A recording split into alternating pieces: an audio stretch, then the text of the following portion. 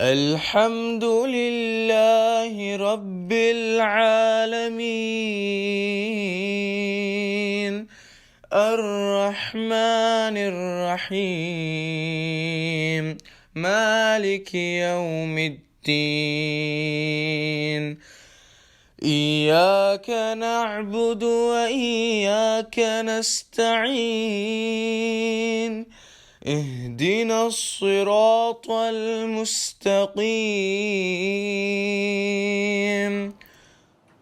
آج ہم پارہ نمبر 15 شروع کر رہے ہیں انشاءاللہ، اور یہ جو پارہ اب یہاں پر بنی اسرائیل کر کے، بنی اسرائیل بھی سورت کا نام ہے اور دوسرا نام اس کا الاسراء بھی آتا ہے۔ چوتھی منزل یہاں سے شروع ہو رہی ہے۔ اس میں 12 رکوع آئیں گے، 12 رکوع اور آیات 111 ہیں۔ بنی اسرائیل اگر نام لیتے ہیں تو اسرائیل کی اولاد، یعقوب علیہ السلام کی اولاد، اور اگر اسراء نام ہے تو پھر رات کا جو سفر، معراج کا جو سفر ہوا تھا، اسراء و معراج کے نام سے مشہور ہے نا، یا تو رات میں لے کر چلنا، اس کو بھی کہتے ہیں اسراء۔ اور بنی اسرائیل اس لیے نام رکھا گیا ہے کیونکہ اس صورت میں بنی اسرائیل کے بارے میں آتا ہے، اور الاسراء اس لیے کہ اس صورت میں اسراء و معراج کے بارے میں بھی بتایا گیا ہے۔ یہ جو صورت ہے وہ مدینہ ہجرت کرنے سے تقریباً 1 سال پہلے اسراء ہو گیا تھا، یعنی اسراء و معراج کا واقعہ ہو گیا تھا، اس وقت یہ صورت نازل ہوئی تھی۔ اور اس صورت کے نام سے ظاہر ہو رہا ہے آپ کو کہ بنی اسرائیل کا بھی ذکر ہے، اسراء کا بھی آتا ہے، اسراء و معراج کا، اور صورت کی جو شروعات ہی ہے وہ معراج کے ذکر سے ہو رہی ہے۔ اور یہ بھی بتایا گیا ہے اس صورت میں کہ قرآن دنیا والوں کے لیے رہنمائی ہے۔ ویسے بھی کامن ہر صورت میں ایک ہی میسج کامن ہے، توحید کا، تو یہاں پر بھی وہی میسج دیا گیا ہے توحید کے بارے میں۔ چلے شروع کرتے ہیں۔ رکوع نمبر 1 ہے، آیا نمبر 1 سے لے کے 10 تک، جس میں واقعہ معراج کے بارے میں ہے اور تاریخ بنی اسرائیل کی، اس بنی اسرائیل کی جو ہسٹری ہے اس کے بارے میں شارٹ میں ہے۔ پاک ہے وہ ذات جس نے اپنے بندے کو مسجد حرام سے مسجد اقصیٰ تک سیر کرائی تاکہ ہم اسے نشانیاں دکھائیں۔ اسراء و معراج میں کیا ہوا تھا؟ آپ صلی اللہ علیہ وسلم کو مسجد حرام سے مسجد اقصیٰ کی طرف جبریل علیہ السلام لے کے گئے تھے، اور یہ خواب میں نہیں تھا بلکہ جسم کے ساتھ گئے تھے، کیونکہ کچھ لوگ کہتے ہیں نا خواب میں گئے تھے، یہ روحانی جسٹ سفر تھا۔ اگر روحانی ہوتا، خواب ہوتا تو سب مان لیتے، اس میں ماننے کسی کو دقت نہیں تھی، کافروں کو بھی دقت نہیں تھی، لیکن چونکہ وہ آپ صلی اللہ علیہ وسلم جسمانی طور پہ گئے تھے اس لیے انہوں نے آبجیکشن لیا تھا کافروں نے۔ آگے فرمایا، ہم نے موسیٰ علیہ السلام کو تورات دی تھی اور اسے بنی اسرائیل کے لیے ہدایت بنایا تھا۔ موسیٰ علیہ السلام بنی اسرائیل کی طرف بھیجے گئے۔ پھر آگے فرمایا، تم ان لوگوں کی نسل ہو جنہیں ہم نے نوح علیہ السلام کے ساتھ کشتی پر سوار کرایا تھا۔ نوح علیہ السلام کو یاد رکھے آدم ثانی کہا جاتا ہے، سیکنڈ آدم۔ کیوں؟ کیونکہ سب جو بھی نوح علیہ السلام کے ساتھ جو لوگ تھے، یعنی جو کافر بھی تھے اور ایمان والے بھی تھے، جو کافر تھے وہ سب کے سب ختم کیے گئے، ایک بھی کوئی کافر بچا نہیں، اور جو بچے تھے وہ مومن بچے تھے جو نوح علیہ السلام کے ساتھ تھے۔ باقی کی ساری نسلیں کہتے ہیں ختم ہو گئی تھی، تو اس لیے کہا گیا کہ تم، یعنی ہم بھی خود نوح علیہ السلام کے نسل سے ہیں، جیسے آدم علیہ السلام کی نسل سے ہم سب ہیں نا، تو اس کے بعد کیا ہو گیا؟ نوح علیہ السلام کے وقت شرک کرنا شروع کیا لوگوں نے، اور اس کے بعد سارے جو مشرک تھے ان کو ختم کیا گیا اور مومن بندے باقی رہ گئے۔ لیکن مومن بندوں کے بھی بچے کچھ مومن تھے اور کچھ کافر نکلے، بعد میں انہوں نے بھی شرک کرنا شروع کر دیا، تو مکسچر ہے یہ سب۔ جنہیں ہم نے نوح علیہ السلام کے ساتھ کشتی پر سوار کرایا، اے بنی اسرائیل، تمہیں تورات میں اس فیصلے کی خبر دی گئی تھی کہ تم 2 بار خرابی پھیلاؤ گے اور سرکشی کرو گے۔ اب یہ کیا بتایا جا رہا ہے؟ کس بارے میں ہے؟ 2 मरतबा इन्होंने क्या किया था, बहुत सारी खराबी फैलाई थी। वैसे भी ये जो यहूदी थे वो बहुत फसादी, अभी भी फसादी हैं, बहुत बदमाशियाँ करते हैं। तो इसलिए उनके सज़ा के तौर पर 2 बार पहले ही उनको सज़ा दी गई थी उनकी खराबियों की वजह से। और आज भी देखें कुछ न कुछ उनके ऊपर आफत आई भी रहती है। अब यहाँ जो बताया गया है, जब पहला वक्त आया तो हमने तुम पर बड़े खौफनाक बंदे भेजे, उन्होंने तुम्हें तहस नहस कर दिया। अब ये किस्सा है बुख्त नसर के हमले का। बुख्त नसर ने इनकी सारी चीज़ें जो थी वो बर्बाद की, इवन तौरात को भी उसने जला दिया था, ख़त्म कर दिया था, कुछ बाकी नहीं रखा। इतना उसने जुल्म किया था इन लोगों पे, क्योंकि ये बहुत ज़्यादा खराबी फैला रहे थे। तो पहली मर्तबा ये हुआ था। फिर क्या हुआ, कुछ देर बाद हमने तुम्हारी मदद भी की और तुम्हें हर तरह के साज व सामान से मुहैया कर दिया। फिर जब दूसरे वादे का वक्त आया, क्योंकि दूसरे बार उन्होंने फिर से खराबियाँ शुरू की, फसाद करना शुरू किया, तो हमने अपने दूसरे बंदों को भेज दिया। वो भी ज़बरदस्त थे। क्यों? ताकि तुम्हारे चेहरों पर रुसवाई फेर दे, तुमको रुसवा कर दे, और बैतुल मुक़द्दस में दाखिल होकर उसे तहस नहस कर दे। ये हमला जो था वो रोमन्स का था। उन्होंने भी इसी तरह से किया था कि सब कुछ उनका बर्बाद किया गया। यहूदियों का उन्होंने बहुत उनके ऊपर जुल्म किया और कुछ बाकी नहीं रखा। आगे फरमाया, ऐ बनी इसराइल, अब भी बाज ना आ जाओ।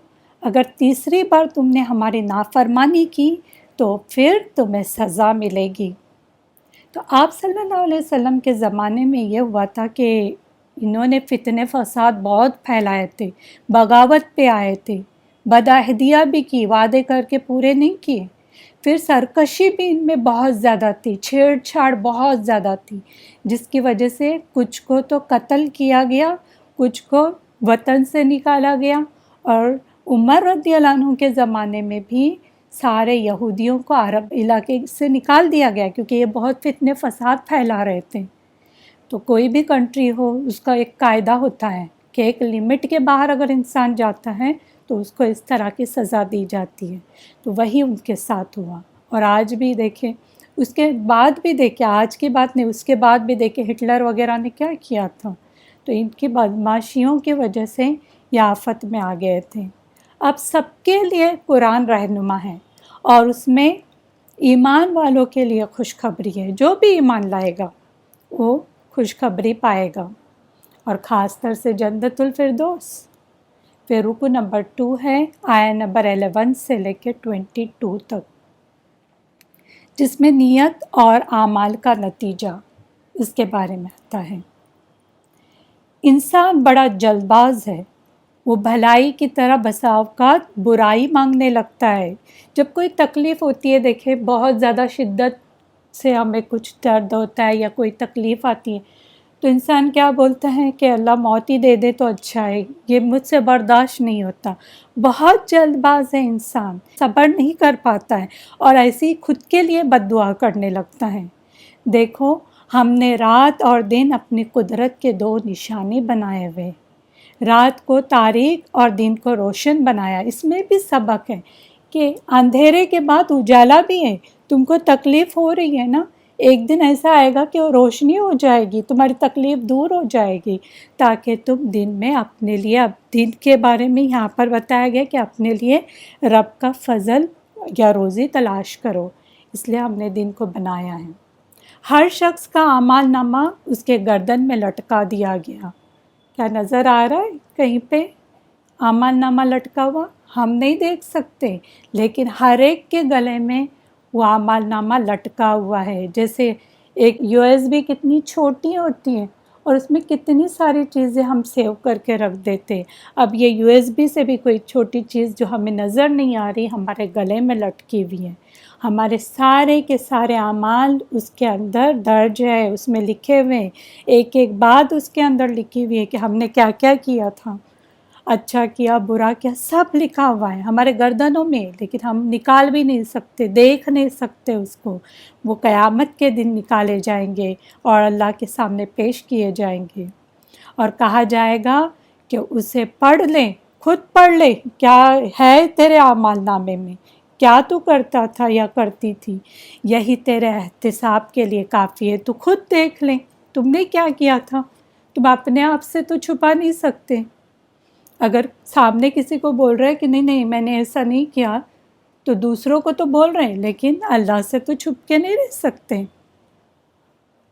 یاد رکھو ہر ایک کو اپنا بوجھ اٹھانا پڑے گا، جو کچھ کرے گا اپنے اپنے بوجھ کو اٹھائے گا۔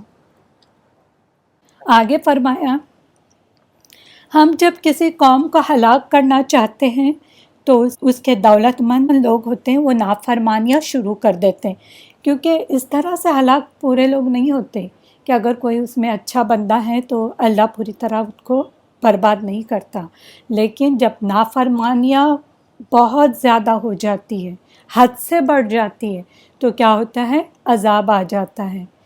کئی آپ نے باتیں سنے ہوں گے کہ کہیں پہ بہت زیادہ زناکاریاں ہو رہی تھی، وہاں سیلاب آ گیا، طوفان آ گیا اور سب ملیا میٹ ہو گیا۔ اس طرح کے ہمیں آج بھی ایسی باتیں سننے ملتی ہیں۔ تو جہاں پر بہت زیادہ نافرمانیاں ہوتی ہیں تو وہاں پر ہلاکت آ جاتی، ہلاک کیا جاتا ہے اور ہم انہیں بری طرح تباہ و برباد کر دیتے ہیں۔ نوح علیہ السلام کے بعد کتنی ہی قومیں اپنی بدعمالیوں کی سزا میں ہلاک ہو چکی، کئی قصے جو تمہیں بھی پتہ ہے۔ پھر آگے فرمایا، جو شخص صرف دنیا کا طلبگار ہو، دنیا ہی دنیا مانگ رہا ہے اور بس اس کو فکر صرف اور صرف دنیا کی ہے، اسے ہم اپنی مرضی کے مطابق صرف دنیا میں جتنا چاہے اور جو چاہے وہ دے دیتے ہیں اور آخرت کے انعامات سے محروم رکھتے ہیں۔ ہم کبھی پوچھتے ہیں نا کہ یہ تو بہت نافرمان لوگ ہیں، ان کو کیوں اللہ دے رہا ہے؟ کیونکہ انہوں نے کچھ زندگی میں ایسے کام کیے ہوتے تو ان کو اللہ دنیا میں کچھ نہ کچھ دے دیتا ہے، لیکن آخرت میں ان کا کوئی حصہ نہیں ہوگا، مگر صرف آخرت کے طالب کے لیے ہمیشہ کی کامیابی ہے۔ تو ہمیشہ یاد رکھے دنیا کے ساتھ آخرت بھی مانگا کرے، آخرت کی سب سے زیادہ ہمیں فکر ہونی چاہیے۔ رکو نمبر 3 ہے، آیا نمبر 23 سے لے کے 30 تک، جس میں دعوت حق کے چند اہم احکام دیے گئے ہیں۔ اللہ کے ساتھ کوئی دوسرا معبود نہ ٹھہراؤ، یہی کامن میسج آپ کو پورے قرآن میں دیکھے سب سے زیادہ یہی میسج ملے گا کہ اللہ کے ساتھ کسی اور کو معبود نہ ٹھہراؤ یا شرک نہ کرو، شریک نہ ٹھہراؤ۔ پھر کہا گیا اس کی عبادت کرو، ساتھ ساتھ والدین کے ساتھ نیک سلوک کرو، ماں باپ بوڑھے ہو جائیں تو ان کے سامنے اف تک بھی نہ کرو، کیونکہ بوڑھے جب ہو جاتے ہیں تو بچوں کی طرح حرکتیں کرنا شروع کر دیتے ہیں اکثر ماں باپ۔ تو کیا ہوتا ہے، یہ جو بچے بڑے ہو جاتے ہیں ان کو بچہ ہی سمجھتے ہیں ماں باپ کو اور جھڑکنا شروع کر دیتے ہیں، ڈانٹ ڈپٹنا شروع کر دیتے ہیں۔ تو ادب سے ان کے ساتھ بات کرو، جھڑکو نہیں، ان کو جھڑک کے بات نہیں کرنا ہے، ان کے سامنے شفقت اور عاجزی کے ساتھ جھکو اور ان کے حق میں دعا بھی کرو، رب ارحمہما کما ربیانی صغیرا، اے ہمارے رب جیسے انہوں نے میرے بچپن میں میری پرورش کی تو ان کے حال پر بھی رحم فرما۔ ان کے لیے بھی دعا کرے ہو۔ ہمارے ماں باپ ہمارے لیے کتنی دعائیں کرتے رہتے، کبھی تو ایسا ہوتا ہے کہ اپنے لیے وہ دعا کرنا ہی بھول جاتے ہیں، بس بچوں کے لیے دعا کرتے، لیکن بچے ایسے ہوتے ہیں کہ ماں باپ کا خیال ہی نہیں کرتے، تو ان کے لیے زیادہ سے زیادہ ہمیں بھی دعا کرنی چاہیے کہ ان پہ بھی رحم فرما، کیونکہ ہم بچپن میں جو تھے ان کے اوپر ڈیپینڈنٹ تھے، ہم اپنی چیزیں خود نہیں کر سکتے تھے، ہماری غلاظت بھی انہوں نے صاف کی تھی، تو ان کے لیے دعا کیا کریں۔ اگر بلا ارادہ ان کی خدمت میں تم سے کوئی کوتاہی ہو جائے، ہو جاتا ہے کیونکہ انسان ہیں ہم، کبھی کوتاہی کر لیتے ہیں، تو پھر کیا کریں؟ تو اللہ معاف کرنے والا ہے، کیونکہ کوتاہی ہو گئی، کبھی ہو جاتا ہے، مسٹیک ہو جاتی ہم سے، تو اللہ معاف کرنے والا ہے۔ ہم اللہ سے بھی معافی کی دعا مانگیں اور ان سے بھی سوری کہیں اور ان کے ساتھ اچھا سلوک کرنے کی کوشش کریں۔ آگے فرمایا، رشتہ داروں، مسکینوں اور مسافروں کے حقوق ادا کرو، فضول خرچی نہ کرو، فضول خرچی کرنے والے شیطان کے بھائی ہیں. جتنا لمٹ میں چاہیے وہ لانا ہے، لیکن اس سے زیادہ فضول خرچی نہیں. بنا وجہ کے اتنے ڈیکوریشن کرتے ہیں عورتیں، بنا وجہ کی چیزیں لا کے گھر میں بھرے بھرے ہوئے ہوتے ہیں. کبھی کبھی ان کو ہی نہیں پتہ ہوتا ہے کہ ان کے پاس یہ چیز ہے، پھر سے دوبارہ وہ چیز لاتے ہیں، پھر بولتے ہیں ارے یہ تو میرے پاس پہلے سے ہی تھی. تو یہ شیطان کے بھائی یہ کہا گیا فضول خرچی کرنے والے. اور نہ ایسے بخیل بنو، کنجوس بنو کہ گردن سے ہاتھ باندھ لو، اتنے بھی کنجوس نہ بنو. یعنی جو انسان مومن ہوتا ہے نا، وہ معتدل ہوتا ہے، اعتدال کے ساتھ ہوتا ہے، نہ زیادہ نہ کم. جتنی ضرورت ہے وہ بھی کرنا ہے، وہ لانا ہے، وہ یوز کرنا ہے. ایسا نہ ہو کہ کسی کو کچھ بھی نہ دو تم، یعنی کسی کو دینے کے لیے بھی تیار نہیں ہوتے. ایسا بھی نہیں کرنا، اور کبھی ایسا بھی نہیں کرنا ہے کہ سب کچھ کسی کو دے دو اور پھر حسرت کرتے بیٹھو. یہ بھی نہیں کرنا ہے. تو یہ دونوں چیزیں اعتدال سے، خود کے لیے بھی اور دوسروں کو بھی دے رہے ہیں تو وہ بھی اعتدال میں ہونا چاہیے کہ سب کچھ بھی دے کے نہیں بیٹھو تاکہ ہاتھ ملتے رہیں، اور کچھ بھی نہ دو یہ بھی نہیں ہونا چاہیے. رکو نمبر 4 ہے، آیہ نمبر 31 سے لے کے 40 تک، جس میں مزید احکام آئے ہوئے ہیں. کہا گیا کہ اپنی اولاد کو مفلسی یعنی غریبی کے خوف سے قتل نہ کرو. اکثر کیا ہوتا ہے، پتہ چلتا ہے پریگننٹ ہو گئے اور کہتے کہ اتنے بچے کیسے پالیں گے، تو پھر ان کو پہلے ہی قتل کیا جاتا ہے دنیا میں آنے سے پہلے. تو کہا گیا کہ غریبی کے خوف سے تم قتل نہ کرو، کیونکہ اللہ ہی ان کو بھی عطا کرنے والا ہے اور تم کو بھی عطا کرے گا. اور زنا کے قریب نہ جاؤ، یہ بہت بڑی بے حیائی ہے. قریب تک زنا کرنے کی بات تو دور ہی، کہ ایسی چیزیں بھی نہ کرو کہ زنا کے وہ قریب کر دیں. جیسے نامحرموں کو ہینڈ شیک کرنا، یا نامحرموں کے ساتھ ملنا جلنا اور ان سے بنا وجہ کی گپ شپ لگانا، بھلے ہی وہ چیٹ کرے یا کسی بھی طرح ڈائریکٹ کرے، تو یہ ساری چیزیں زنا کے قریب لانے والی ہوتی ہیں. اور کسی بے گناہ کو قتل نہ کرو. اگر کوئی قتل ہو جائے، یعنی غلطی سے کوئی قتل کرتا ہے، تو مقتول کے وارث کو قصاص کا مطالبے کا حق ہے، کہ وہ جو مقتول کا وارث ہے اس کو تم کو قصاص کی جو دیت وغیرہ ہے وہ دینی ہوگی، مگر وہ حق سے زیادہ بدلہ لینے کی فکر نہ کرے. یہ نہیں ہونا چاہیے کہ جو وہ وارث ہے وہ کہے ہمیں دیت بھی دے دیں اور اس کا قتل بھی کر دیں. یہ نہیں ہونا چاہیے، کسی پہ بھی زیادتی نہیں. آگے فرمایا یتیموں کے مال کے قریب بھی نہ جاؤ، اورفن کے مال کے قریب بھی نہیں جانا کہ اس کے مال سے کھانا شروع کر دے. یہ بھی نہیں ہونا ہے، کیونکہ اکثر کیا کرتے، یہ جو یتیم اور عورتیں ہوتی ہیں بہت کمزور ہوتی ہیں، ان پہ ہی زیادہ ظلم کیا جاتا ہے. تو اللہ نے ان کے حقوق کے بارے میں بھی بہت ہمیں نصیحت کی ہے کہ ان کے حقوق کو پامال نہ کرو، ان کا بھی خیال رکھو، اور وعدے پورے کرو. وعدوں کے بارے میں تم سے پوچھ تاچھ ہونے والی ہے، وعدے کرنے کے بعد توڑنا نہیں ہے. آگے فرمایا ناپ تول میں کمی نہ کرو. دیتے وقت کم کرتے ہیں، لیتے وقت زیادہ لیتے ہیں، تو یہ بھی نہیں کرنا ہے. پھر آگے اور فرمایا کہ جس بات کا تمہیں علم نہیں اس کے پیچھے نہیں پڑو. بار بار وہ نہیں پتہ تو بار بار اس کے پیچھے پڑ جانا. جو نہیں معلوم ہے زیادہ پیچھے نہیں پڑنا چاہیے، اگنور اٹ. آگے فرمایا زمین پر اکڑ کر نہ چلو، تکبر نہیں دکھاؤ، گھمنڈ نہیں کرو. یہ حکمت کی ساری باتیں ہیں جو بھی بتائی گئی ہیں. آپ پر آپ کے رب کی جانب سے وحی کی گئی، یہ سارے جو آرڈرز دیے ہوئے، احکام دیے گئے ہیں، اس پہ عمل کرو، کیونکہ یہ اللہ کی طرف سے احکام آئے ہوئے ہیں. اس کو لائٹلی نہ لو. اے اللہ کے انکار کرنے والوں، اللہ کے ساتھ کسی کو شریک نہ ٹھہراؤ، ورنہ جہنم ٹھکانہ ہوگا.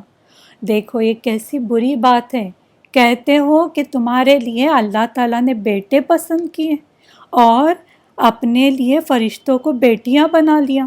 اب یہ کیوں کہا گیا؟ کیونکہ وہ خود بیٹیوں کو پسند نہیں کرتے تھے. جو چیز پسند نہیں کرتے تھے وہ کہتے ہیں یہ اللہ کے لیے، اور جو چیز پسند کرتے تھے یعنی بیٹے ان کو بہت پسند تھے تو کہتے یہ ہمارے. تو یہ کیا تم نے کیا؟ حالانکہ اللہ ڈیگریڈ نہیں کر رہا ہے عورتوں کو، لیکن ان کو سمجھانے کی بات ایک بتائی گئی ہے۔ پھر رکو نمبر 5 ہے آیا نمبر 41 سے لے کے 52 تک، جس میں آخرت کا انکار کرنے والوں کے جو اعتراض ہے ان کے جوابات دیے گئے۔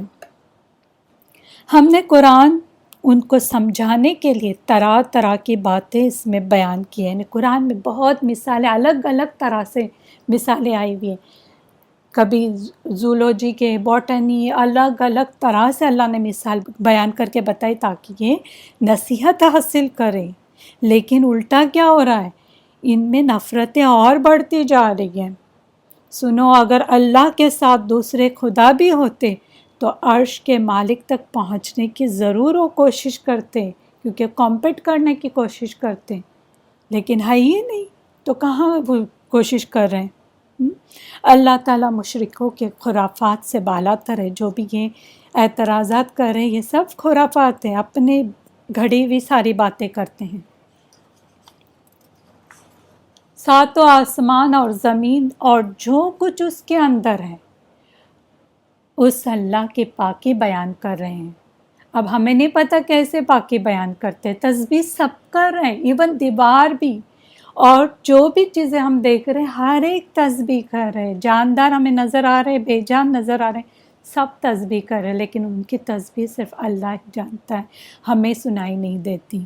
ہر چیز اس کی تسبیح کر رہی ہے، مگر تم ان کی تسبیح کو نہیں سمجھ سکتے۔ جیسے پرندے وغیرہ، درخت وغیرہ سب تسبیح کر رہے ہیں، ایون پتھر جو تسبیح کر رہے تھے آپ صلی اللہ علیہ وسلم نے سنایا بھی تھا صحابہ کو، وہ تسبیح کی آواز انہوں نے سنی۔ آگے فرمایا، جب آپ قرآن پڑھتے ہیں تو ہم آپ کے اور آخرت پر ایمان نہ رکھنے والوں کے درمیان پردہ حائل کر دیتے ہیں۔ یعنی جب آپ پڑھ رہے ہیں تو ان کو کچھ سمجھ میں نہیں آتا، پردہ ایک حائل ہو جاتا ہے۔ جب آپ اللہ کی توحید کا ذکر کرتے ہیں تو وہ نفرت سے منہ موڑ لیتے ہیں۔ جب بھی آپ توحید کی بات کریں، ایک اللہ کی عبادت کرو، تو دیکھیں کس طرح منہ موڑ کے جائیں گے کہ اتنے الہ جو ہے ان کو کیا ہم چھوڑ دیں؟ یہ ظالم ایک دوسرے کو کہتے ہیں کہ اس شخص کی پیروی نہ کرنا، یہ تو سحر زدہ ہے، اس پہ جادو ہو گیا ہے۔ قیامت کا ذکر آتا ہے تو کہہ دیتے ہیں کہ جب ہماری ہڈیاں ریزہ ریزہ ہوگی، چور چور ہو جائے گی، تو کیا ہم نئے سرے سے پیدا کیے جائیں گے؟ یہ تو ہمارے عقل میں لگتی بھی نہیں بات، اس طرح سے باتیں کرتے ہیں۔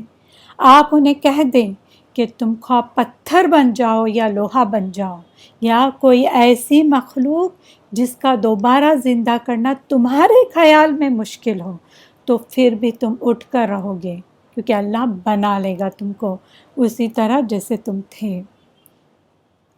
آگے فرمایا، یہ کہتے ہیں دوبارہ کون زندہ کرے گا؟ ایک تو پہلے سوال کیسے زندہ ہوں گے، اب تو کون کرے گا زندہ؟ کہہ دے وہی جس نے پہلی بار پیدا کیا۔ پہلی بار کیسے پیدا کیا؟ تم تھے ہی نہیں، کوئی چیز تمہارا نام و نشان نہیں تھا۔ 100 سال 200 سال پہلے کیا تمہارا وجود بھی تھا؟ تم کیسے پیدا ہوگے؟ اور پھر کہتے ہیں یہ کب ہوگا؟ کتنے کوشچن کر رہے ہیں، کب ہوگا یہ سب؟ کب قیامت آئے گی؟ کہہ دے عجب نہیں کہ وہ وقت قریب ہی آ لگا ہو، جس دن وہ تمہیں پکارے گا، اس کے پکار کے جواب میں تم اس کی تعریف کرتے ہوئے نکلو گے، تم خود اپنی زبان سے تسبیح کریں گے اور نکلیں گے، اور تمہارا گمان یہ ہوگا کہ ہم بس تھوڑی دیر ہی اس دنیا میں رہیں۔ آج دیکھو کچھ چیزیں ہمارے بچپن کی ہمیں یاد آتی ہیں تو ایسا لگتا ہے ارے کل کی بات ہے۔ کبھی آپ کو یہ بھی یہ رمضان میں یاد آیا ہوگا، ارے ایسا لگ رہا ہے کہ ابھی ہمارا گیا رمضان ابھی ہو گیا، ہوتا ہے نا؟ تو ایسا لگے گا کہ ابھی بس تھوڑی دیر ہی ہم دنیا میں رہیں اور آگے ہیں یہاں پر۔ پھر رکو نمبر 6 ہے آیہ نمبر 53 سے لے کے 60 تک، جس میں مشرکوں کے چند اعتراضات کا ازالہ کیا گیا ہے۔ ایمان والوں، کوئی ایسی بات زبان سے نہ نکالو جو مخالفین کے لیے اکسانے یا بھڑکانے کا سبب بن جائے، کیونکہ کبھی کبھی ہم کیا کرتے ہیں، ان کو بھڑکانے کے لیے ہم ہی خود ایسی باتیں کر دیتے ہیں، تو اس سے منع کیا گیا ہے کہ ایسی بات ہی نہیں کرو کہ وہ بھڑک جائیں۔ ہاں، وہ ہمارے لیے الٹا کر رہے ہیں، وہ چھوڑیں، وہ جو کر رہے ہیں اللہ دیکھ لے گا، لیکن ہم یہ کام نہیں کریں اور شیطان اسے فتنہ کا ذریعہ بنا لے، یہ کام نہیں کرنا، اس لیے ایسی بات ہی نہیں کرو، کیونکہ شیطان کو بھی چانس مل جاتا ہے، پھر فساد شروع ہوتے ہیں، دنگے وغیرہ کیسے ہوتے ہیں، اسی سے ہوتے ہیں نا، زبان سے ایسی کوئی بات نکل جاتی ہے بندے کے۔ آگے فرمایا دیکھو اللہ تعالیٰ نے نبیوں کو ایک دوسرے پر فضیلت عطا فرمائی۔ داؤد علیہ السلام اللہ کے پیغمبر تھے، ان کو زبور عطا کی گئی۔ مشرکوں سے کہا گیا کہ تمہارے بنائے ہوئے معبود تم سے کسی تکلیف کو دور کرنے کی اہلیت نہیں رکھتے، کوئی بھی تمہارا معبود ہے تو وہ تھوڑی آ کے تمہارے تکلیف دور کرے گا، تکلیف تو دور کرنے والا صرف اللہ ہے، وہ تو خود اللہ تعالیٰ کی جو رسائی ہے، پہنچنے کا جو وسیلہ ہے وہ تلاش کرے، جس کی تم عبادت کریں اللہ کے سوا جو معبود بنے ہوئے، وہ خود دیکھ رہے، تلاش کرے کہ کہیں ہم کو وسیلہ نہ مل جائے، ہم وسیلہ تلاش کریں تاکہ ہم اللہ تک پہنچ جائیں۔ اس کی رحمت کے امیدوار بھی ہیں یہ لوگ، اور اس کے عذاب کے مخالف ہیں، یعنی اس کے عذاب سے ڈرتے بھی ہیں۔ تم غلط فہمی میں نہ رہو، جتنی بھی یاد رکھو بستیاں ہیں ان کو یا تو طبعی موت مرنا ہے، جتنی بھی بستیاں آج بھی یا تو سب لوگ طبعی موت مریں گے، نارمل ڈیتھ ہوگی کسی کی، یا تو اللہ کا عذاب آ جائے گا، عذاب کے شکار ہوں گے۔ ہوتا ہے نا کہ کبھی ایسی آفت آ جاتی ہے، طوفان آتا ہے یا کچھ ایسی چیز ہوتی ہے تو عذاب میں گھیرے جاتے ہیں۔ اور آگے فرمایا چونکہ پہلے لوگوں نے معجزات کو بھی جھٹلایا تو اللہ نے اب معجزات بھیجنا بھی بند کر دیا۔ یہ جو دین ہے وہ کیا کرتب دکھانے کا کام نہیں کرتا کہ تم کرتب دیکھے اور پھر ایمان لائے، تم نے یہ سارے معجزات دیکھے بھی لیکن تم نے جھٹلایا، اب وہ معجزات لانا ہی اب بند، اب کسی کو معجزے نہیں دکھائے جائیں گے، بس لاسٹ معجزہ جو قرآن آیا ہے وہی معجزہ ہے۔ معجزے دکھانے سے مقصود کیا تھا کہ ہمیشہ یہ اس کا مقصود رہا ہے کہ لوگ انہیں دیکھ کر خبردار ہو جائے۔ چنانچہ ہم نے قوم سمود کو اونٹنی بھی دی معجزے کے طور پر، ہم نے واقع معراج کو اور جہنم میں پیدا ہونے والے توہر جو درخت ہے زقوم جسے کہتے، زقوم کے درخت کو ان لوگوں کے لیے آزمائش بنا دیا۔ جب آپ صلی اللہ علیہ وسلم نے اسراء و معراج کے بارے میں بات کی تھی اور ساتھ ساتھ انہوں نے یہ بھی بتایا تھا کہ جہنم میں ایک زقوم کا درخت ہے، ایسا ہے ویسا ہے، تو یہ جو کافر تھے وہ مذاق اڑانے لگے، کچھ کھجور وغیرہ لے کے کہنے لگے ہمیں یہی زقوم پتہ ہے، اور اس طرح سے مذاق اڑانے لگے۔ تو یہ ان کے لیے آزمائش تھی، ہم ان کو تنبیہات کرتے جا رہے، ان کو وارن کرتے جا رہے، مگر ہر تنبیہ ان کی سرکشی میں ہی اضافہ کر رہی ہیں اور سرکش بن رہے، اس سے سبق لینے کے بدلے اور سرکشی اور بغاوتیں۔ آگے رکو نمبر 7 ہے، آیا نمبر 61 سے لے کے 70 تک، جس میں ابلیس اور اس کے وسوسوں کے بارے میں ہے۔ فرشتوں کو حکم ہوا کہ آدم علیہ السلام کو سجدہ کرو، تو ابلیس کے سوا سب نے سجدہ کیا۔ ابلیس نے کہا میں اسے کیسے سجدہ کروں جس نے تو نے مٹی سے پیدا کیا، کیونکہ اسے آگ سے پیدا کیا گیا نا شیطان کو، ابلیس کو، تو وہ تکبر میں آ گیا کہ اس مٹی سے پیدا کیے ہوئے انسان کو میں کیوں کروں۔ اس نے رب سے کہا اگر مجھے مہلت مل گئی تو میں اس کی پوری نسل اپنے قابو میں کر لوں گا۔ آج کر رہا ہے نا قابو، اس نے کہا کہ میں ان کو اپنے قابو میں کر دوں گا، سوائے چند لوگوں کے، وہ نہیں میرے قابو میں آئیں گے، کیونکہ وہ دیندار بہت ہوں گے اور وہ دین پہ عمل کرنے والے ہوں گے۔ اللہ نے فرمایا جا تیرے پیروکار کا بدلہ جہنم ہے، تو جس طرح چاہے ان کو وعدوں کے جال میں پھنسا لے، جتنے وعدے کرنے کر لے، تیرے سارے وعدے جھوٹے ہیں، میرے بندوں پر تیرا زور نہ چلے گا، میرے جو بندے خاص بندے ہیں وہ تیرے چنگل میں نہیں پھنسنے والے۔ سنو شیطان کے چکر میں آ کر مشرک نہ بن جانا، یاد رکھیں شیطان پھنسانے والا ہے آگے، اور لاسٹ میں کیا کہے گا شیطان کہ مجھے نہیں پتا تھا، تم نے میری بات کیوں سنی، یہی کرنے والا ہے وہ۔ اور آگے فرمایا سمندروں میں جب تمہاری کشتیاں ہچکولے کھانے لگتی ہیں تو اللہ ہی ہے جو تمہاری دعا قبول فرماتا ہے، تمہیں بچاتا ہے۔ اب جب کشتی میں کوئی سفر ایون غیر مسلم بھی کرتا ہے تو تھوڑی وہ اسٹیچو یا کچھ لے کے جاتا ہے، کہاں ہاتھ اٹھاتا ہے؟ اوپر ہاتھ اٹھا کے کہتا ہے اوپر والے میری مدد کر۔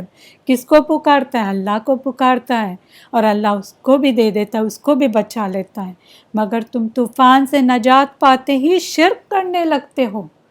یہ ایون نان مسلم کی بات ہی نہیں، مسلمان نئے مسلم بھی جب ان کو نجات مل جاتی ہے، ان کے پرابلم سالو ہوتے ہیں تو پھر شرک کرنا شروع کر دیتے ہیں۔ وہ تمہیں خشکی میں بھی ڈھسا سکتا تھا اور سمندر میں بھی لے جا کر تمہارا بیڑا غرق کر سکتا تھا۔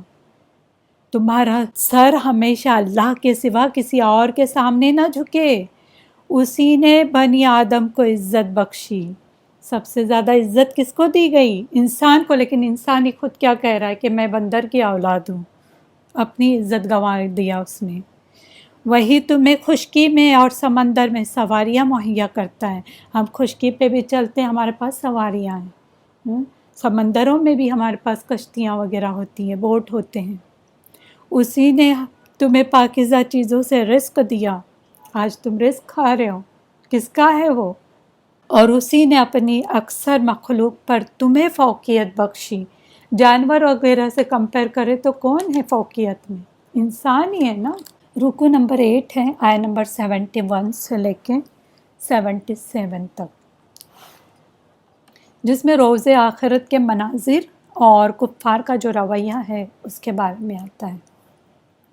قیامت کے دن ہم ہر انسانی گروہ کو اس کے پیشوا یا امام اس کے ساتھ بلائیں گے۔ اب اس کی الگ الگ تفسیریں الگ الگ مفسرین نے کی۔ یہ امام کون ہوں گے؟ یا تو رسول ہوں گے ان کے، یا ان کا اعمال نامہ جو ہوگا اس کے ساتھ وہ پیش ہوں گے، یا ان کی جو بھی کتاب ہوگی، جیسے پہلے قرآن سے پہلے جو کتاب تھی زبور، انجیل، یا اب جتنے لوگ آئیں گے وہ اپنے قرآن کے ساتھ حاضر ہو جائیں گے، ان کو ان کے ساتھ بلایا جائے گا۔ تو بہرحال جو بھی ہے وہ اپنے پیشوا یا امام کے ساتھ بلائے جائیں گے، کیونکہ انہوں نے اسی کی پیروی کی۔ اور ہمارے امام کون ہیں؟ آپ صلی اللہ علیہ وسلم۔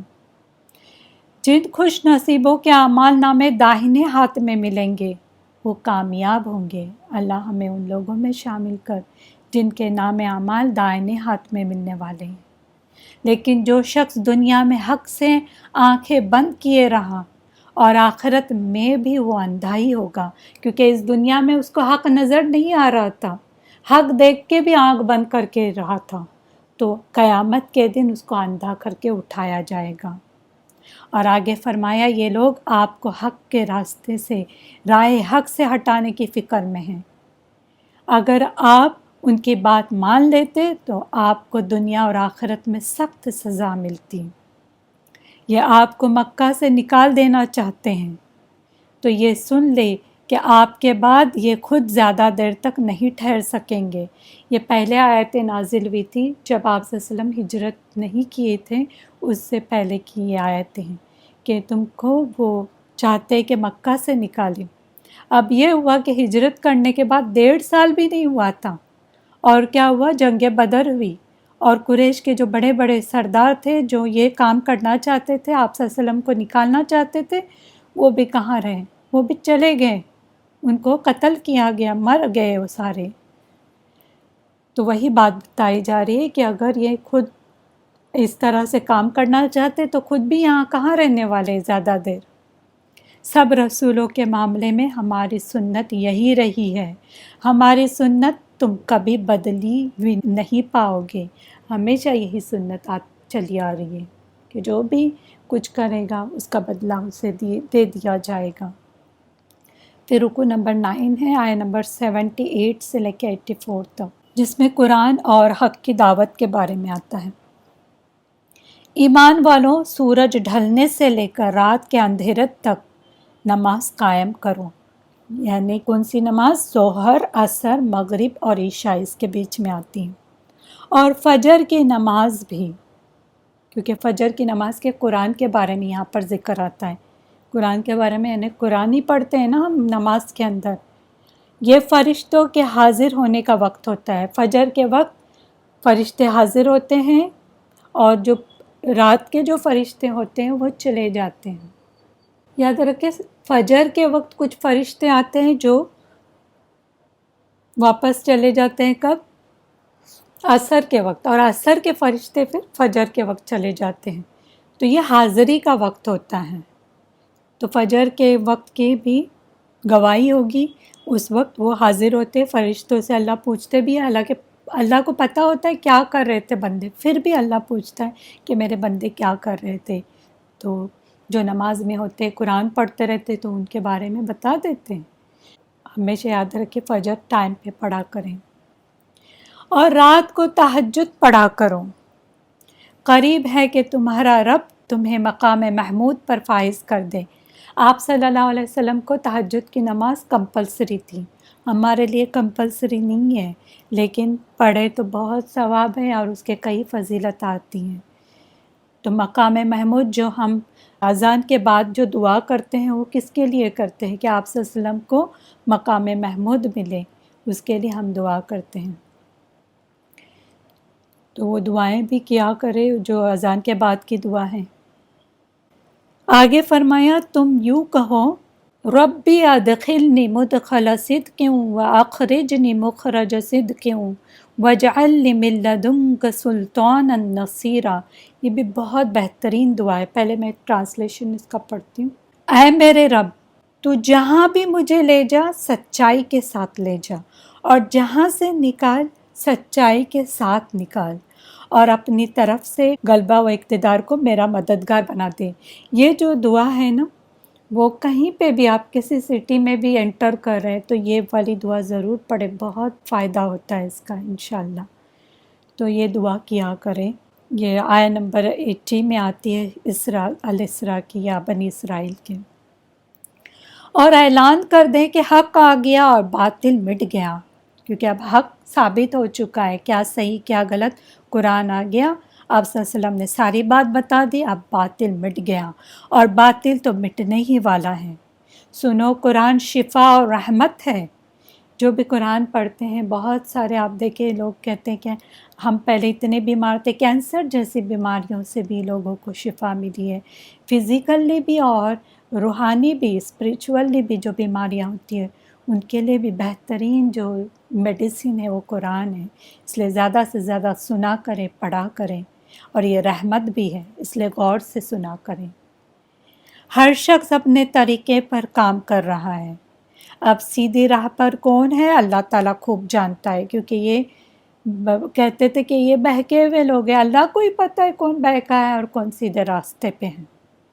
پھر رکو نمبر 10 ہے آیہ نمبر 85 سے لے کے 93 تک، جس میں غیر متعلق سوالات نہ کرو اس کے بارے میں ہے، اور معجزوں کا مطالبہ جو کیے تھے ان کے بارے میں بھی آتا ہے.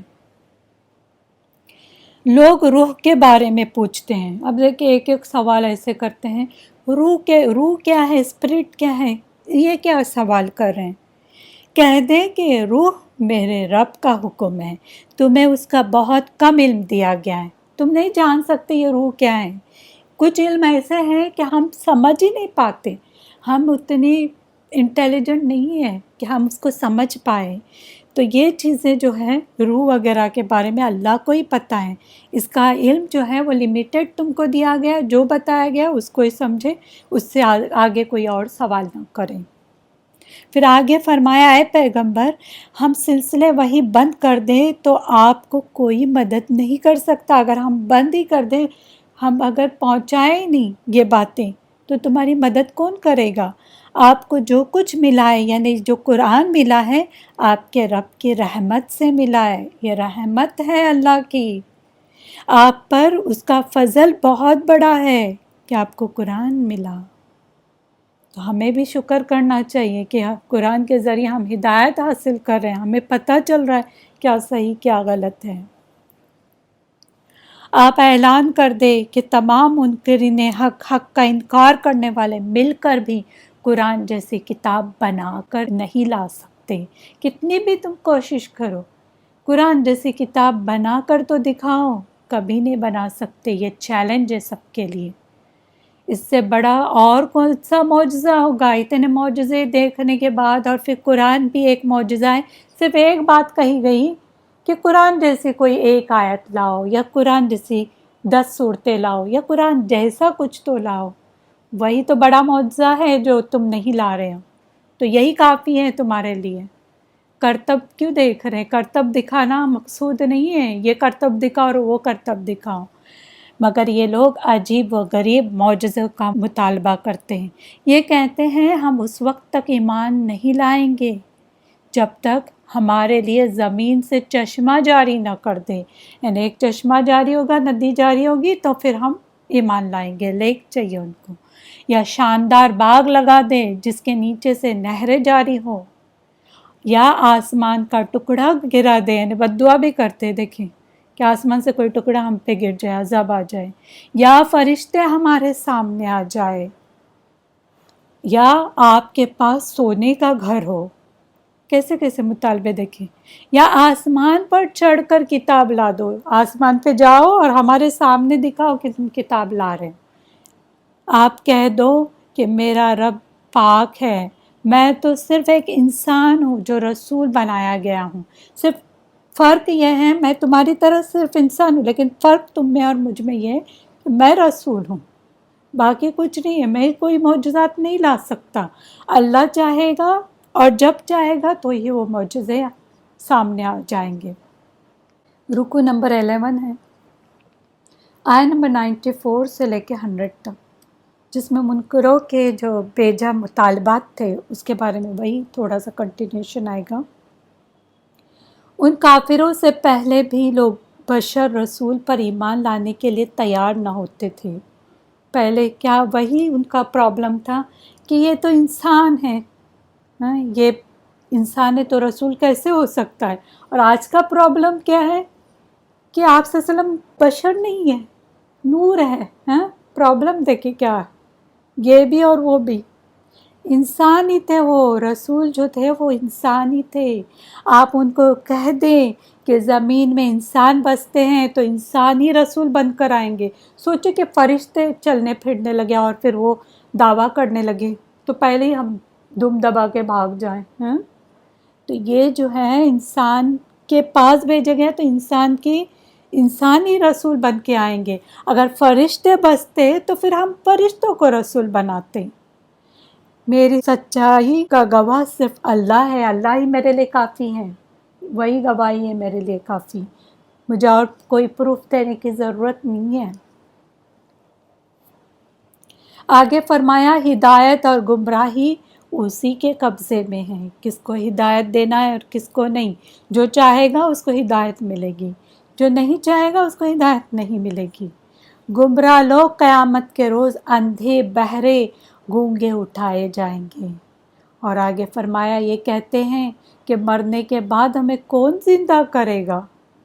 کہہ دے زمین و آسمان کا جو مالک ہے نا اللہ، وہی دوبارہ ان کو زندہ کرے گا۔ ان جیسوں کو دوبارہ زندہ کرنے میں وہ پوری قدرت رکھتا ہے۔ تم پہلے کچھ نہیں تھے، تم کو پیدا کیا، یہ کیا بڑی مشکل ہے واپس زندہ کرنا۔ پھر رکو نمبر 12 ہے، آیت نمبر 101 سے لے کے 111 تک، اور یہ جو رکو ہے بنی اسرائیل یا الاسراء کا لاسٹ رکو آ رہا ہے، جس میں موسیٰ علیہ السلام اور فرعون کے بارے میں ہیں، اور ساتھ ساتھ دعوت حق قبول کرنے والوں کے جو اوصاف ہے اس کے بارے میں بھی آتا ہے۔ ہم نے موسیٰ علیہ السلام کو 9 نشانیاں دے کر بھیجا۔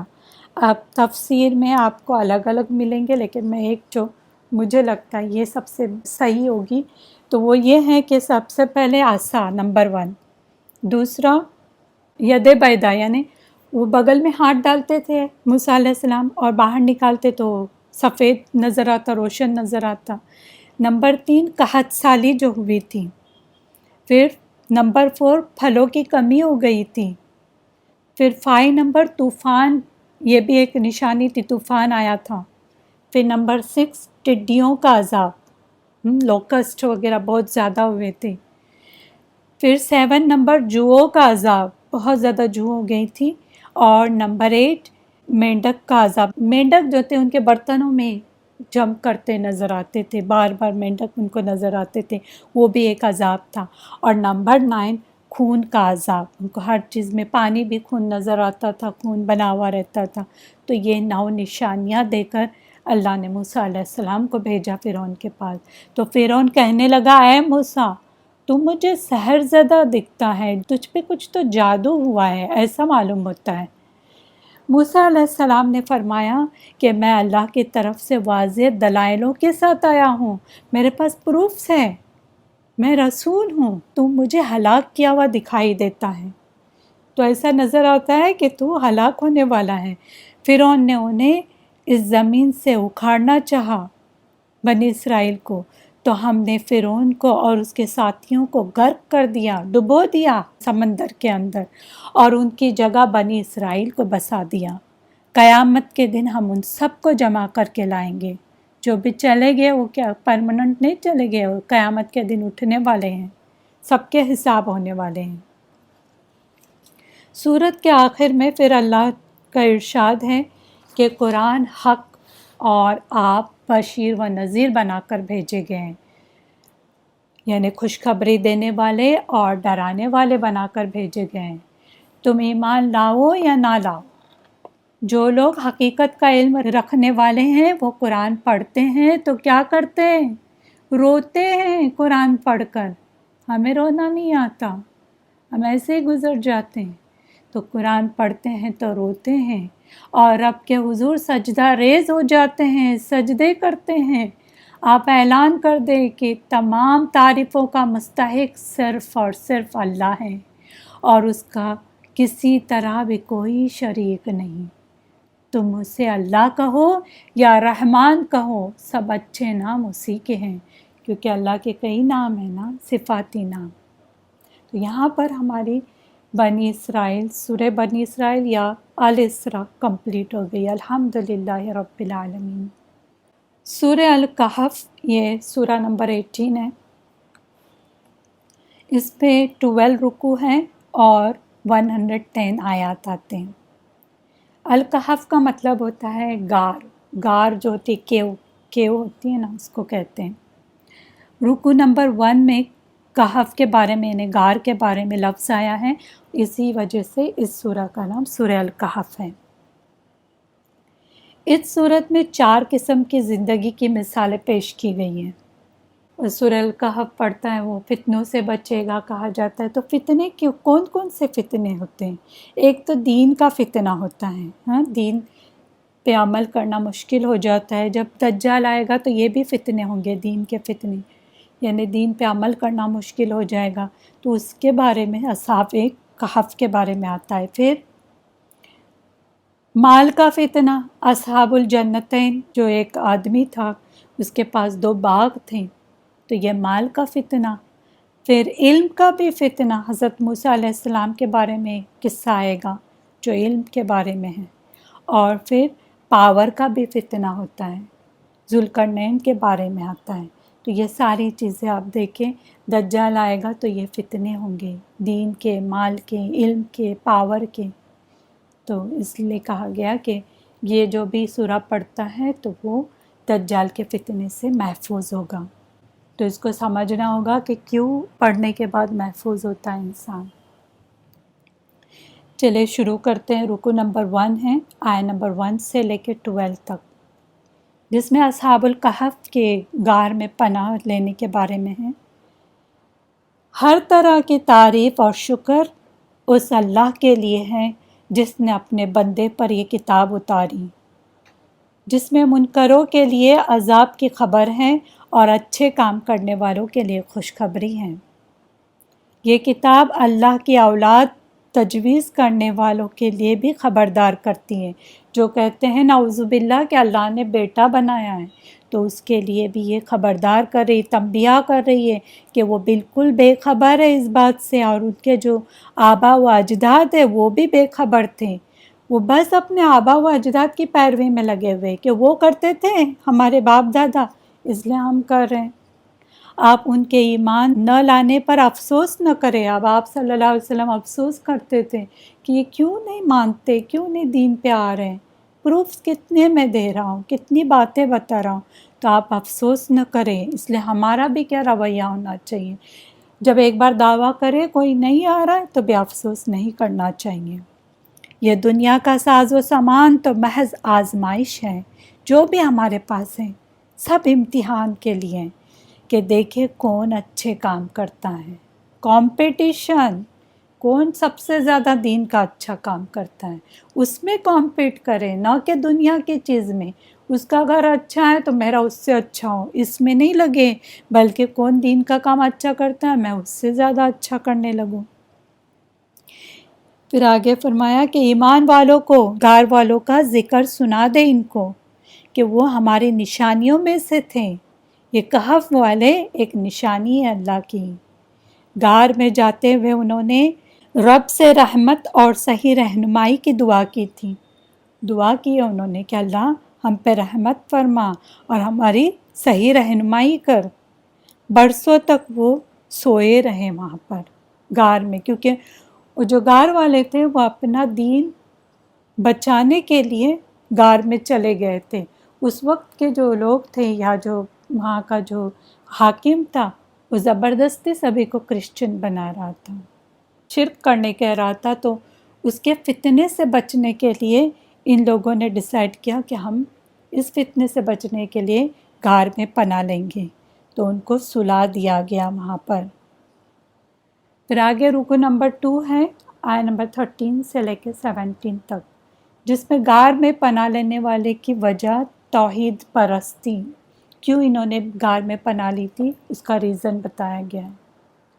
یہ چند نوجوان تھے، ینگ بوائز تھے یہ، جنہوں نے غار میں پناہ لے کر اپنا ایمان بچایا. اب جب دجال آئے گا تب بھی کہا گیا ہے کہ ایسی جگہ چلے جانا، انہیں اپنے کیٹلس وغیرہ کو لے کے جو پہاڑ وغیرہ جہاں پر وہ نہیں پہنچ سکتا ایسی جگہ جانے کہا گیا ہے. تو ایک ایک جو قصے یہاں بیان کیے گئے وہ دجال کے وقت ہونے والے ہیں. تو یہ لوگ کیا کیا، اپنا ایمان بچانے کے لیے وہاں پر غار میں چلے گئے. تو ہم بھی کیا کریں، جب دجال آئے تو ایسی جگہ چلے جائیں جہاں پر دجال نہیں پہنچ سکتا. پھر ہم نے کئی سالوں تک ان کو غار میں سلا دیا، سو گئے ہو، ٹھپی دے دی ان کو. واقعہ یوں ہوا کہ ان کی قوم نے ان کو شرک و کفر پر آمادہ کرنا چاہا. ان کی قوم چاہتی تھی کہ وہ شرک پہ رہیں، واحد اللہ کی عبادت نہ کریں. انہوں نے کہا ہم تو اللہ کے ساتھ کسی اور کو شریک بنانے تیار نہیں ہیں، ہم نہیں شرک کر سکتے. وہ آپس میں کہنے لگے کہ ایمان بچانے کی خاطر چلو کسی غار میں پناہ لیتے، کیونکہ وہاں پر وہ لوگ ہمیں ستانے نہیں آئیں گے. اللہ تعالیٰ تمہارے لیے آسانی پیدا کر دے گا. چنانچہ وہ ایسے غار میں سلائے گئے جہاں کسی حال میں بھی سورج کی شعاعیں جو تھی، ریز جو تھی غار میں نہیں پہنچتی تھی. دھوپ ادھر ادھر سے گزر جاتی تھی. ایسی جگہ وہاں پر وہ بند تھے. پھر رکو نمبر 3 ہے آیا نمبر 18 سے لے کے 22 تک، جس میں غار میں طویل قیام اور معجزات کا جو ظہور تھا اس کے بارے میں. دیکھنے والا اصحاب کہف کو دیکھتا تو یوں محسوس کرتا کہ وہ جاگ رہے ہیں. اگر کوئی جھانک کے بھی دیکھے تو ایسا لگ رہا تھا کہ جیسے وہ لوگ سوئے نہیں بلکہ جاگ رہے، کیونکہ کروٹ بدل رہے تھے. حالانکہ وہ سو رہے تھے اور اللہ تعالیٰ ان کی کروٹیں بدلتے رہے. کیوں کروٹیں بدلی جاتی ہے؟ جیسے کوئی بیمار ہوتا ہے تو اس کی بھی کروٹ بدلی جاتی ہے، ورنہ کیا ہوتا ہے، بیڈ سور ہو جاتا ہے، اسکن نکل جاتی ہے، چمڑی. آپ نے کبھی دیکھے کسی کو جو جن کا بیڈ سور ہوتا ہے، ایسا لگتا ہے گوشت باہر آ گیا ہے. مجھے ایک بار دیکھنے کا موقع ملا، پورے اندر سے چربی اور جو گوشت وغیرہ باقاعدہ نظر آتا ہے. ایسے سراغ گرے ہوئے ہوتے ہیں جو ایک ہی جگہ سو کے رہتے ہیں، کروٹ بدلتے نہیں. اس لیے جو بیمار ہوتے ہیں ان کو کروٹ بدلی جاتی ہیں. تو اسی طرح اللہ نے ان کی کروٹیں بدلی. ان کا کتا بھی غار کے دہانے پر بیٹھا رہا. کئی 100 سال کے بعد اصحاب الکہف جاگ اٹھے، کیونکہ اللہ نے ان کو جگہ دیا. تو اپنے میں سے ایک کو کھانا لانے کے لیے بازار بھیجا۔ انسان جب جاگتا ہے تب اسے بھوک لگتی ہے، جب سویا رہتا ہے تو کسی کو بھوک نہیں لگتی ہے، لیکن جب جاگا رہتا ہے تو سب سے پہلے کیا؟ کھانا، ہاں، پیٹ کی فکر ہوتی ہے۔ تو انہوں نے کسی کو کہا کہ جا کے بازار سے کھانا لے کے آئیں۔ بازار والے اس کے پرانے سکوں کو اور اسے دیکھ کر حیران رہ گئے، کیونکہ وہ جو پیسے لے کے گیا تھا، سکے لے کے گیا تھا، وہ اتنے اولڈ سکے تھے۔ 5 پیسے لے کے آپ اگر دکان میں جائیں تو پہلے پوچھیں گے یہ آپ کون سے زمانے سے، ہاں؟ اور اوپر سے ان کے کپڑے بھی اس طرح سے ہوں گے شاید کہ ان کو دیکھ کے وہ پہچان گیا ہوں گے کہاں سے آئے ہوئے، پہلی بار اس طرح سے ہم نے دیکھے۔ تو وہ حیران رہ گئے اس کو دیکھ کے، یہ جو کھانا لانے گئے تھے۔ لوگوں نے اصحاب کہف کی تعداد میں اختلاف کیا کہ وہ کتنے تھے۔ بعض نے 3 کہا، بعض نے کہا کہ وہ 5 تھے، بعض نے کہا کہ 7 تھے اور 8واں ان کا کتا تھا، مگر ان کی جو صحیح تعداد ہے وہ اللہ کے سوا کسی کو بھی معلوم نہیں کہ کتنے تھے، اور اس کے بارے میں بحث نہیں کرو کہا گیا۔ تمہیں اس سلسلے میں بحث اور گفتگو کی ضرورت نہیں، یہ تاریخ مقصود نہیں ہے کہ کتنے تھے اور کون کون تھا، بلکہ مطلوب اس سے عبرت اور نصیحت لینا ہے کہ اس کے قصے میں، ان قصوں میں تم نصیحت حاصل کرو، نہ کہ کتنے تھے کاؤنٹنگ کرنے کی۔ یہ ہونے کے باوجود بھی کئی لوگوں کو ہم نے دیکھا کہ اس پہ بہت زیادہ بحث کرتے ہیں۔ اچھا یہ اس وجہ سے اتنے ہوں گے، یہ جو آیت ہے اس کی وجہ سے مجھے لگتا اتنے ہوں گے۔ اب اللہ نے کہا نا بحث نہیں کرو، کتنے ہیں کیا ہے، اللہ خود کہہ رہے تو کیوں بحث کرنا، اس کو اگنور کرے۔ کتنے، ہم کو تعداد سے کوئی لین دین نہیں ہے، ہم اس کے بارے میں نہیں سوچے کتنے تھے اور کتنے نہیں تھے۔ رکو نمبر 4 آیت نمبر 23 سے لے کے 31 تک، جس میں انشاءاللہ کہا کرو اس کے بارے میں آتا ہے، اور اللہ کو یاد کرو۔ تمہیں ہدایت کی جاتی ہے کہ یہ نہ کہا کرو کہ میں یہ کام کل کروں گا۔ کبھی بھی کوئی کام کرنا ہے تو ہمیں یہ نہیں کرنا چاہیے اچھا ٹھیک ہے میں کل کروں گا، ہاں، یا کروں گی، کہنا چاہیے انشاءاللہ میں کل کروں گی۔ تو وہی بات بتائی گئی ہے، بلکہ یوں کہو انشاءاللہ میں یہ کل کام کروں گا یا کروں گی۔ یہ اس کے بارے میں پیچھے بہت بیک گراؤنڈ آتی ہے، اب اس کی بحث کی ضرورت نہیں ہے، میں آگے بڑھتی ہوں۔ اصحاب کہف 300 سے کچھ اوپر 9 سال غار میں ٹھہرے رہے، یعنی 309 سال شمسی جو کیلنڈر ہے اس کے حساب سے وہ غار میں رہے، سوئے ہوئے تھے۔ اللہ کا ارشاد ہے کہ آپ وحی الہی کی تلاوت میں مصروف رہے، بزی رہے۔ اللہ کے فیصلوں کو کوئی بدلنے والا نہیں۔ اپنے آپ کو ان لوگوں کے ساتھ جڑے رکھے جو صبح شام اللہ کی یاد میں مصروف ہوتے ہیں اور اس کی رضا چاہتے ہیں، کیونکہ جن لوگوں کے ساتھ ہوتے ہیں نا ہم ویسے بننا شروع کرتے ہیں، تو ایسے لوگوں کے ساتھ رہیں جو اللہ کی یاد بہت کرتے ہیں۔ آپ کبھی بھی غافلوں کا کہنا نہ مانیے، ظالموں کے لیے ہم نے جہنم تیار کر رکھی ہے، جہاں وہ پانی مانگیں گے تو کیا دیا جائے گا؟ پانی نہیں دیا جائے گا، پینے کو تیل کا تلچھٹ ملے گا۔ کبھی دیکھیں تیل کا جو نیچے کا بچا ہوا کیسا رہتا ہے، وہ پینے دیا جائے گا۔ ہاں، ایمان والوں اور اچھے کام کرنے والوں کے لیے اجر ضائع نہیں ہوں گے، جو بھی وہ کریں گے ان کے اجر لکھے جا رہے ہیں، ان کو وہ ملیں گے اجر، ان کا ضائع نہیں کیا جائے گا۔ پھر رکو نمبر 5 ہے آیت نمبر 32 سے لے کے 44 تک، جس میں 2 آدمیوں کی مثال دی گئی ہے۔ اللہ کے عذاب کا مذاق اڑانے والوں کو آپ 2 آدمیوں کا قصہ سنائیں جو بھی مذاق اڑاتے ہیں۔ ایک ان میں سے قیامت کا منکر تھا، قیامت کو نہیں مانتا تھا اور بہت مالدار تھا۔ وہ اس کے پاس 2 خوبصورت انگوروں اور کھجوروں کے باغات بھی تھے۔ دوسرا غریب تھا مگر اللہ والا تھا۔ وہ جو مالدار تھا وہ غریب سے کہتا ہے کہ میں قیامت کے قائم ہونے کو نہیں مانتا، تم جو کہتے ہو قیامت آنے والی، قیامت آنے والی، میں نہیں اس چیز کو مانتا، مجھے نہیں لگتا کہ کبھی قیامت آئے گی، اور اگر اوکے آ بھی گئی نا تو وہاں مجھے اس سے کہیں زیادہ انعامات اکرامات ملنے والے ہیں۔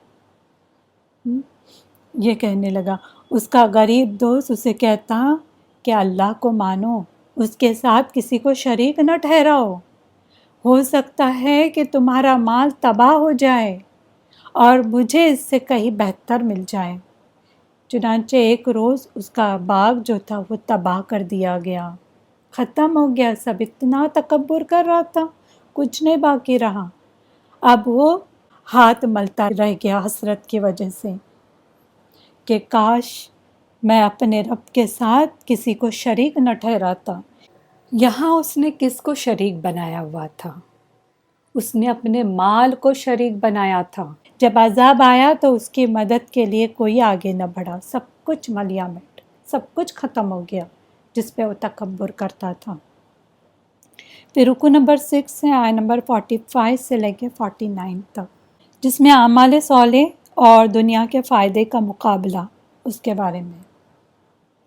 ان آخرت کا انکار کرنے والوں کو دنیا کی زندگی کی یہ مثال سنائیے کہ پانی جیسے آسمان سے اترے، اس کی بدولت گنجان کھیتیاں اگائے۔ جب پانی برستا ہے تو کیا ہوتا ہے؟ ہر جگہ گھاس، ہریالی اس طرح سے ہو جاتی ہے، پھل پھول آ جاتے ہیں۔ لیکن کچھ دیر کے بعد کیا ہوتا ہے؟ دیکھے کبھی نظارہ کہ وہ سوکھ جاتا ہے۔ اب بارش بند، گرمی شروع، سب سوکھ گیا، ہوائیں بھس اڑا کر لے جاتی ہیں۔ یہ بھی کبھی آپ نے منظر دیکھے ہوں گے کہ کتنی گرینری تھی، پھر کیا ہو گیا؟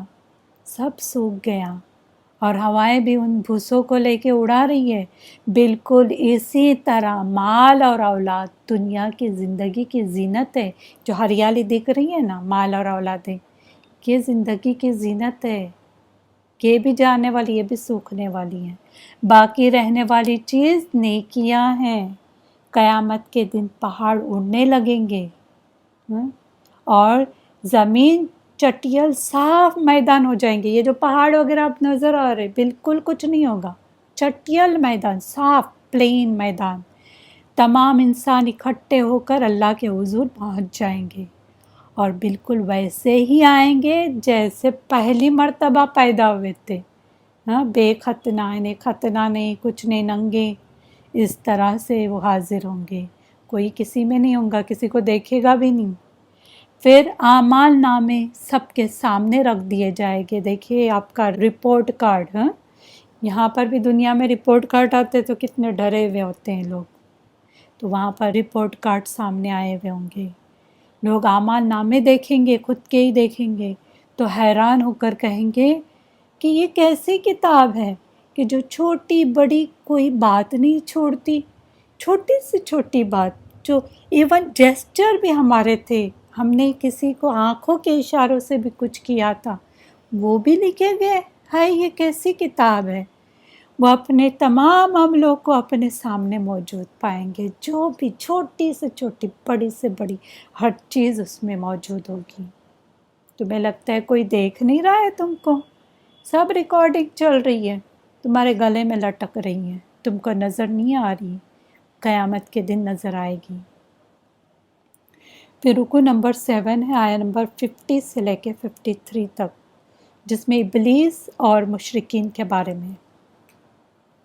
وہ وقت بھی قابل غور ہے کہ جب ہم نے فرشتوں سے فرمایا کہ آدم علیہ السلام کو سجدہ کرو، تو ابلیس کے سوا سب نے سجدہ کیا، اور وہ ابلیس ایک جن تھا۔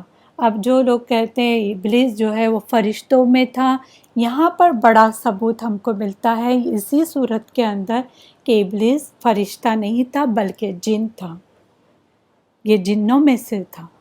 وہ اپنے رب کے حکم سے باہر ہو گیا، تو اس کو اور اس کی اولاد کو تم دوست نہ بناؤ۔ وہ اللہ کا فرما بردار نہیں ہے، نافرمان ہے یہ۔ میں نے زمین اور آسمان کی پیدائش میں ان سے کوئی مدد نہیں مانگی تھی۔ قیامت کے دن شیطان کے پیروکار اپنے خود ساختہ شریکوں کو مدد کے لیے پکاریں گے، کیونکہ شیطان کہتا تھا، اس لیے انہوں نے شریک بنائے ہوئے تھے۔ اب جو قیامت آئے گی تو یہ لوگ کیا کریں گے؟ ان خود ساختہ جو انہوں نے بنائے ہوئے تھے شریک شیطان کی وجہ سے، تو ان کو پکارنے لگیں گے، اے فلاں تو کہاں ہے، میری مدد کر، مگر کوئی ان کی مدد کو نہیں پہنچے گا، کوئی بھی نہیں مدد کر سکے گا۔ پھر رکوع نمبر 8 ہے، آیت نمبر 54 سے لے کے 59 تک، جس میں نزول قرآن، قرآن کا نازل ہونا اور اس پر ایمان، اس کے بارے میں آتا ہے۔ ہم نے قرآن میں لوگوں کو سمجھانے کے لیے طرح طرح کی مثالیں بیان فرمائی۔ آپ دیکھیں گے بے شمار اللہ نے مثالیں دی ہے قرآن میں، سائنٹیفکلی بھی، ایسے بھی الگ الگ طرح کے لوگ بھی سمجھ سکتے ہیں اس کو۔ تو بہت ساری مثالیں، ایٹ لیسٹ ایک سے تو سبق حاصل کریں کیا بتایا جا رہا ہے۔ مگر انسان بڑا جھگڑالو ہے، بھلا ہدایت آ جانے کے بعد انہیں ایمان لانے اور گناہوں کی بخشش مانگنے سے کس چیز نے روکا ہے؟ اب ہدایت آئی ہے تو ایمان لے آؤ، گناہوں کی بخشش کی دعا مانگو، مغفرت کی دعا مانگو۔ شاید یہ لوگ عذاب کے انتظار میں بیٹھے ہوئے ہیں کہ ہم پہ کب عذاب آئے۔ ہمارے رسول بشیر اور نذیر بن کے آئے، خوشخبری دینے والے اور ڈرانے والے، مگر کافروں نے ہمیشہ اللہ کے نبیوں کا مذاق اڑایا، نبیوں کو بھی نہیں بخشا، ہمیں کہاں بخشنے والا ہے۔ ان ظالموں کے دلوں پر ضد کا غلاف چڑھا ہوا ہے، یعنی ایک ضد انہوں نے ہٹ دھرمی کی ہوئی ہے کہ نہیں مینس نہیں، نو مینس نو، اس طرح کے یہ ظالم ہیں، اور ان کے کانوں میں بوجھ ہے، گرانی ہے، اس لیے وہ سن نہیں سکتے، ورنہ حقیقت یہ ہے کہ اللہ کے آیات سے منہ پھیر لینے سے بڑھ کر کوئی ظالم نہیں۔ یہ بڑا ظلم ہے کہ وہ اللہ کی آیتوں سے منہ پھیر رہے ہیں، اس کو نہیں مان رہے یا اس پہ عمل نہیں کر رہے ہیں۔ یہ اس کی مہربانی ہے کہ وہ فوراً نہیں پکڑتا، ان کو مہلت دی گئی ہے، یہ نہ مانے تو ان کے لیے ہماری طرف سے ہلاکت کا وقت مقرر ہو چکا ہے کہ کب ہلاک ہونے والے، کب موت آنے والی ہے۔ ان سے پہلے کتنی ہی بستیاں تھیں جن کو ہم نے ان کے ظلم اور شرک کی وجہ سے تباہ و برباد کر دیا۔ پھر رکوع نمبر 9 ہے، آیت نمبر 60 سے لے کے 70 تک، جس میں حضرت موسیٰ علیہ السلام اور خضر کی جو ملاقات تھی اس کے بارے میں، اور سفر کے کچھ شرط رکھے گئے تھے اس کے بارے میں بھی ہے۔ موسیٰ علیہ السلام ایکچولی خضر سے وہ علم حاصل کرنے کے لیے نکلے جو موسیٰ علیہ السلام کے پاس نہیں تھا، کیونکہ خضر کو کچھ ایسی نالج دی گئی تھی جو موسیٰ علیہ السلام کو نہیں دی گئی، تو موسیٰ علیہ السلام کو بھی شوق ہو گیا کہ میں ان کے پاس سے وہ نالج لے لوں۔ اس میں الگ الگ تفسیر آئی ہے لیکن اس میں ہم نہیں جائیں گے۔ موسیٰ علیہ السلام نے اپنے شاگرد یا ساتھی بھی آتا ہے جن کا نام بتایا جاتا ہے یوشع بن نون، ان سے کہا ہمیں 2 دریاؤں کے سنگم تک جانا ہے، یعنی 2 دریا جہاں پر ملتے ہیں وہاں جانا ہے۔ وہ اپنے ساتھ ایک بھنی ہوئی مچھلی بھی لے کے گئے تھے، روسٹڈ فش جو تھی وہ ساتھ میں لے جائے تھے، اور انہیں حکم دیا گیا کہ جہاں پر یہ مچھلی زندہ ہو جائے گی اور نکل جائے گی پانی میں، گم ہو جائے گی، تو وہاں پر آپ کو خضر ملیں گے، وہی ایک جگہ ہے جہاں پر وہ خضر ہیں۔ تو دونوں چلتے رہے، موسیٰ علیہ السلام اور ان کے جو شاگرد یا جو ساتھی تھے وہ دونوں چلتے رہے یہاں تک کہ وہ 2 دریاؤں کے سنگم میں پہنچ گئے۔ یہ دونوں وہاں سو گئے، اب تھک گئے تھے، سو گئے۔ مچھلی یوشع بن نون جو تھے ان کے تھیلی کے اندر رکھی ہوئی تھی، ایک بیگ میں تھی، تو وہ جو مچھلی تھی وہ سنگم پر زندہ ہو کے نکل گئی۔ اب یہ یوشع بن نون تھے، انہوں نے دیکھے، لیکن چونکہ موسیٰ علیہ السلام سو رہے تھے اس لیے انہوں نے نہیں جگایا، انہوں نے سوچا کہ جب وہ جاگیں گے تو پھر میں بتا دوں گا۔ اب ہوا یہ کہ وہ بتانا ہی بھول گئے، پھر وہ اپنا سفر جو ہے کنٹینیو کرتے رہے۔ موسیٰ علیہ السلام کو بھی خبر نہیں ہوئی کہ مچھلی کب نکل کے چلی گئی۔ تو موسیٰ علیہ السلام منزل مقصود سے آگے بڑھ گئے نا، جہاں پر منزل تھی اس سے آگے بڑھ گئے، تو یہ ہوا کہ ان کو تھکاوٹ محسوس ہوئی، ٹائرڈنیس آ گیا ان میں۔ تو ساتھی سے انہوں نے فرمایا کہ مجھے کھانا لا کے دو، بھوک لگی ہے، میں بہت تھک بھی گیا ہوں۔ تو یہاں یوشع بن نون کو پھر یاد آیا کہ مچھلی تو زندہ ہو کر دریا میں چلی گئی تھی، اور یہ قصہ سنانا میں بھول ہی گیا کہ ایسا ہوا تھا وہاں پر۔ تو وہ موسیٰ علیہ السلام کو بتانا ایکچولی بھول گئے تھے، لیکن جو بھولے تھے وہ کس کی وجہ سے؟ شیطان نے ان کو بھلوا دیا. تو بھول جو ہوتی ہے وہ شیطان کی طرف سے ہوتی ہے. جب ہم اچھی بات کرنا یا اچھا کام کرنا بھول جاتے وہ بھی شیطان کا حربہ ہوتا ہے. تو موسیٰ علیہ السلام نے پھر کیا کہا؟ وہ غصہ نہیں کیے، وہ بولے چلے واپس چلتے ہیں اور وہی ہماری منزل ہے، تمہیں پتہ ہے نا کہاں پر وہ سنگم ہے اور کہاں مچھلی غائب ہوئے تھے، ہم وہاں واپس چلے جاتے ہیں. تو دیکھیں ٹیچر بھی ایسا ہوتا ہے کہ ڈانٹ ڈپٹ نہیں کی بلکہ ان سے کہا کہ ہم واپس ریٹرن ہوتے ہیں وہاں پر. یہاں پہنچے تو حضرت خضر ملے، وہیں پہ خضر مل گئے. حضرت موسیٰ علیہ السلام نے ان سے حصول علم کی خاطر ان کے ساتھ رہنے کی درخواست کی. کہا کہ میں تمہارے ساتھ رہنا چاہتا ہوں کیونکہ مجھے نالج چاہیے، کچھ نالج تمہارے پاس ایسے ہیں جو میرے پاس نہیں ہے. تو یہ علم کا سفر تھا ان کا. تو یوشع بن نون نے کہا ٹھیک ہے لیکن شرط ہے، ایک شرط رکھتا ہوں، اگر یہ قبول ہے تو پھر میرے ساتھ رہو. انہوں نے کہا کہ میں جو کچھ بھی کروں آپ خاموش رہیں گے، سوال نہیں کریں گے مجھ سے، جب تک میں خود حقیقت حال نہ بتا دوں تم مجھ سے سوال نہیں کرنا. لیکن مجھے گارنٹی ہے کہ تم صبر نہیں کر سکو گے ان باتوں پہ کہ میں یہ چیز کیوں کر رہا ہوں. اور یہی بات ہمارے لیے بھی ہے کہ علم کے راستے میں صبر ضروری ہے. ہم کیا چاہتے ہیں کہ 1 مہینے کے اندر یا 2 مہینے کے اندر ہمیں پورا قرآن سمجھ میں آ جائے، یا ہم کوئی اور نالج جیسے تجوید ہے یا کوئی اور نالج ہم لے رہے ہیں تو 1 دن میں یا 1 مہینے کے اندر سب کچھ سیکھ سکیں. یہ پاسبل نہیں ہے. علم صبر مانگتا ہے. علم جو ان کے راستے میں ہم رہتے ہیں تو بہت زیادہ صبر کی ضرورت ہوتی ہے. اب چلے لاسٹ رکوع ہے یہاں پر اس جز کا 15ویں جز کا 15ویں پارے کا لاسٹ رکوع آتا ہے 10 نمبر، جس کا کنٹینیوشن ہم 16ویں پارے میں دیکھیں گے. اوکے، رکوع نمبر 10 آیت نمبر 71 سے 82 تک، لیکن وہ سارے آیت یہاں پر نہیں، آدھی آیت ہم وہاں دیکھیں گے 16 پارے میں، جس میں سفر میں شرائط کی پابندی نہیں کرنا ہے. یعنی انہوں نے اس شرائط کو پورا نہیں کیا موسیٰ علیہ السلام نے. اب دونوں چل پڑے، کون؟ موسیٰ علیہ السلام اور خضر.